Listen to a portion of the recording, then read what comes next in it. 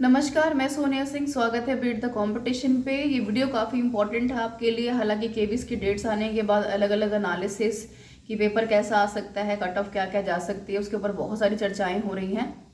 ऐसे में एक चर्चा करना जो बहुत ज़्यादा आवश्यक है वो है एलडीसी के पेपर को लेकर, जो 22 जनवरी को केवी ने लिया है, जो लिमिटेड डिपार्टमेंटल की हमारी कॉम्पिटेटिव एग्जाम्स की वैकेंसीज आई थी, जिसमें हेडमास्टर का, टीजीटी का और पीजीटी का पेपर करवाया गया था। तो बहुत सारे यूट्यूब चैनल को पे एनालिसिस भी अवेलेबल है, और सारे के सारे पेपर्स को जब हम एक बार देखते हैं तो समझ में आता है कि केवी ने इस बार बिल्कुल सिलेबस के साथ स्ट्रिक्ट होकर सवालों को पूछा है।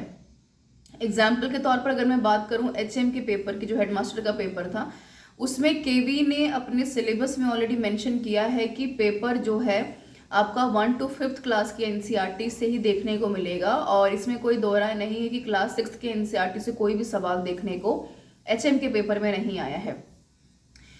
दूसरी जो सबसे इंपॉर्टेंट बात है टीजीटी, और अगर मैं पीजीटी की बात करूं तो यहाँ पर आपको जो बहुत ध्यान में रखने की ज़रूरत है कि आपके टीजीटी के पेपर में और पीआरटी और पीजीटी के पेपर में ऑलरेडी उन्होंने एनसीईआरटी के साथ साथ ये भी मेंशन किया है कि थोड़ा बहुत लेवल आपको हाई देखने को मिल सकता है। यानी अगर मैं पीआरटी की बात करूँ तो सीनियर सेकेंडरी तक का सिलेबस पूछा जाएगा, जो ऐसा सिलेबस में मेंशन है केवी की तरफ से।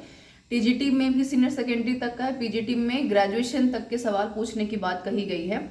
तो आप ये मान के चलिए कि अगर केंद्रीय विद्यालय में सिलेबस में ऑलरेडी मेंशन है कि हमारे सवालों का एक पर्टिकुलर लेवल यहाँ तक रहेगा, तो उसके लिए आपको प्रिपेयर होने की बहुत ज़्यादा ज़रूरत है। दूसरी तरफ अगर मैं बात करूँ यहाँ पर कि क्या इम्पॉर्टेंट रहेगा आपके लिए पढ़ना, तो टीचिंग एप्टीट्यूड का जो सेक्शन है वहाँ से एडोलसेंट से टीचिंग का रोल क्या है, वहाँ पर टीचर का क्या रोल है, और जो सबसे ज़्यादा ज़रूरत है आरटीई, एनईपी 2020, एनसीएफ 2005, जो कि सीटेट में भी इस बार ट्रेंड कर रहा था।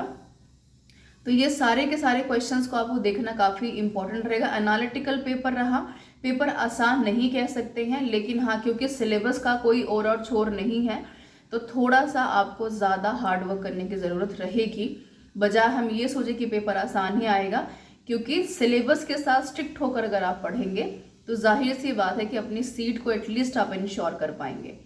Thank you so much everyone for joining me.